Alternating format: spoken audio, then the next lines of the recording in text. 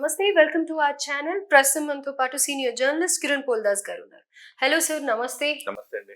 Sir, KTR arrest విషయంగా supreme కోర్టుకి వెళ్ళారు కదా ఆయన. సో అక్కడ కోర్టు కూడా నిరాకరించింది ఆయన కేసు గురించి. దీన్ని ఎలా చూడాలి అని అంటారు? అంటే ఆయనకి ఉన్న న్యాయపరమైన అవకాశాలను ఆయన వినియోగించుకుంటున్నాడు, అందులో తప్పేం లేదు.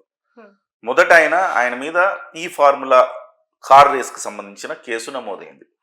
అంటే మంత్రివర్గ ఆమోదం లేకుండా నిధులు దీనికి ఖర్చు పెట్టారు, ఇది దుర్వినియోగం అయింది, సో ఇది కరెక్ట్ కాదు, దీంట్లో అవినీతి జరిగింది అనే దాని మీద ఆయన మీద కేసు పెట్టారు. ఏసీబీ కేసు పెట్టింది, విచారణ జరుగుతోంది.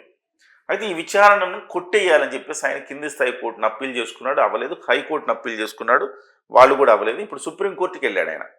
సుప్రీంకోర్టులో ఆయన వేసింది ఏంటంటే ఇది వర్తించదు, ఇది సమంజసమైన కేసు కాదు, కాబట్టి దీన్ని అభివృద్ధిలో భాగంగా నేను చేశానే తప్ప ఇందులో నేను అవినీతికి పాల్పడింది లేదు, వాళ్ళు పెట్టిన సెక్షన్లు తప్పు, వాళ్ళ అప్రోచ్ కరెక్ట్ కాదు, కాబట్టి దీన్ని కొట్టేయండి అని క్వాష్ పిటిషన్ వేసాడు ఆయన.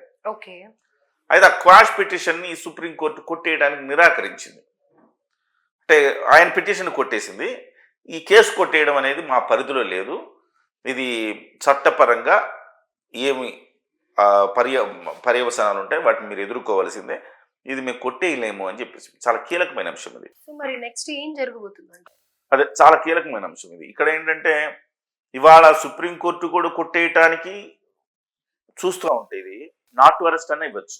వాస్తవానికి నాట్ టు అరెస్ట్కి కూడా వెళ్ళొచ్చు, ఆయన అరెస్ట్ చేయకూడదని చెప్పడానికి కూడా వెళ్ళొచ్చు, దానికి కూడా సుప్రీంకోర్టు అనుమతి ఇచ్చే అవకాశం ఉంది. కానీ ఈయన కొట్టేయండి కేసు అని అడుగుతున్నాడు, వాళ్ళేమో కొట్టేయడానికి వీల్లేదు అని చెప్తున్నారు. ఇప్పుడు కేటీఆర్ గారిని అరెస్ట్ చేయటం అనేది అనివార్యంగా కనపడుతోంది. రోగి కోరుకున్నది పాలే, డాక్టర్ ఇచ్చింది పాలే అని సామెత. ఇవాళ కేటీఆర్ గారు ఇవన్నీ కూడా నాకు తెలిసి కంటి తుడుపు చర్యగా మాత్రమే ఆయన క్వాష్ పిటిషన్లు వేస్తున్నారేమో అనిపిస్తుంది. ముందస్తు బెయిల్ తెచ్చుకోవచ్చు, నాట్ టు అరెస్ట్ తెచ్చుకోవచ్చు, ఈ ఆప్షన్స్ ఉన్నా కానీ కేవలం ఆయన క్వాష్ పిటిషన్కి వెళుతున్నారంటే బహుశా ఆయన కూడా అరెస్ట్ అయితే మంచిది అన్న భావనలో ఆయన ఉన్నారు. సో అరెస్ట్ అయితే ఏంటి, ఈ రాష్ట్రాల్లో తెలుగు రాష్ట్రాల్లో సానుభూతి పవనాలు ఎక్కువ. అరెస్ట్ అయితే మంచిగా సానుభూతి వస్తుంది, మళ్ళీ పార్టీ పికప్కి వస్తుంది, గేరు మార్చే అవకాశం ఉంది మన పార్టీ, కాబట్టి అరెస్ట్ అయితే బెటర్ అని ఆయన భావిస్తున్నాడు కేటీఆర్ గారు. సో అదే సమయంలో ప్రభుత్వానికి తెలియదా మరి ఆయన గేరు మారుస్తాడు, ఆయనకి సానుభూతి వస్తుందని ప్రభుత్వానికి తెలియదా? తెలుసు. అయినా కానీ ప్రభుత్వం ఏం భావిస్తోందంటే, అంటే రేవంత్ రెడ్డి గారు ఎస్పెషల్ ఏం భావిస్తున్నారంటే, నన్ను అరెస్ట్ చేసి కుట్రపూరితంగా వీళ్ళు నన్ను జైల్లో పెట్టించారు, కాబట్టి నేను కూడా వీళ్ళని ఎందుకు జైల్లో పెట్టించకూడదు. తెలుగు రాష్ట్రాల్లో జరుగుతున్న, రెండు తెలుగు రాష్ట్రాలు జరుగుతున్న కక్షపూరితమైన రాజకీయాల కిందకి మనం దీన్ని పరిగణించవచ్చు. సో ఒకవైపు ఇవాళ ఇంకొక వార్త కూడా ఉంది, చంద్రబాబు నాయుడు గారికి సంబంధించిన బెయిల్ రద్దు చేయమని చెప్పేసి సుప్రీంకోర్టులో కేసు వేశారు వైసీపీ వాళ్ళు. సో అది రద్దు చేయలేమని చెప్పి సుప్రీంకోర్టు కొట్టేసింది. బెయిల్ రద్దు అయితే ఏమవుద్ది, ఇచ్చిన బెయిల్ 2023 బెయిల్ వచ్చింది ఆయనకి, 2024 ఆగస్టు ఇప్పుడు బెయిల్ వచ్చింది ఆయనకి. బెయిల్ వస్తే ఆ బెయిల్ని గనక రద్దు చేస్తే వెంటనే చంద్రబాబు గారిని మళ్ళీ అరెస్ట్ చేయొచ్చు. అంతే కదా, బెయిల్ రద్దు అయితే ఏమైంది, మళ్ళీ అరెస్ట్ చేయాలి కదా. సో అంతటి తీవ్రమైన పరిణామాలు ఉండవు సహజంగా సీఎం పోస్ట్ లో ఉన్నప్పుడు. ఎందుకంటే జగన్మోహన్ రెడ్డి గారు ఇన్ని కేసులు ఉన్నా కానీ 5 ఏళ్ల పాటు ముఖ్యమంత్రిగా ఉన్నారు, 10 ఏళ్ల పాటు బెయిల్ మీద ఉన్నారు. ఇలాంటి దేశ చరిత్రలో ఇది మొదటిసారి 10 ఏళ్ల పాటు బెయిల్లో ఉండి తిరుగుతూ ఉండడం అనేది ఫస్ట్ టైం ఇది ఇన్ ద హిస్టరీ.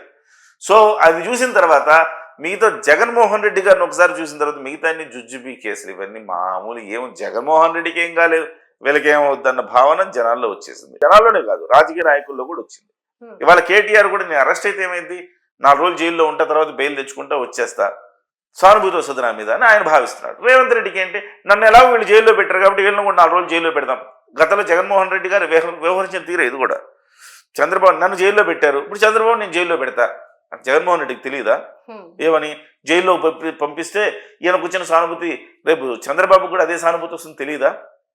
కానీ చేశాడు. ఎందుకంటే నేను ఎలాగో జైల్లో ఉన్నాను కదా, నన్ను విమర్శిస్తున్నారు, జైలు కూడా తిన్నావు, జైలు జీవితం అనుభవించావు, నన్ను విమర్శిస్తున్నారు, చంద్రబాబును కూడా జైల్లో పెడదాం, చంద్రబాబును కూడా మనం విమర్శించడానికి అవకాశం ఉంటుంది అని పెట్టేశాడు. కాబట్టి దానికి దీనికి ఒక వ్యత్యాసం ఉంది. అది ఎన్నికల ముందు జరిగిన పరిణామం. ఇది ఎన్నికలు చాలా దూరం ఉన్నాయి ఇంకా, ఇప్పుడు జరుగుతున్న పరిణామం. Hmm. దీనివల్ల కేటీఆర్ లబ్ధి పొందేది తక్కువ, రేవంత్ రెడ్డికి మనశ్శాంతి ఎక్కువ అని చెప్పారు. ఓకే. సో ఓవరాల్గా ఇద్దరు కోరుకుంటున్న అదే కాబట్టి నాకు తెలిసి త్వరలోనే రేవంత్ రెడ్డి గారు మన కేటీఆర్ గారి అరెస్ట్ ఉండొచ్చేమో అని అనిపిస్తోంది. Okay, very soon.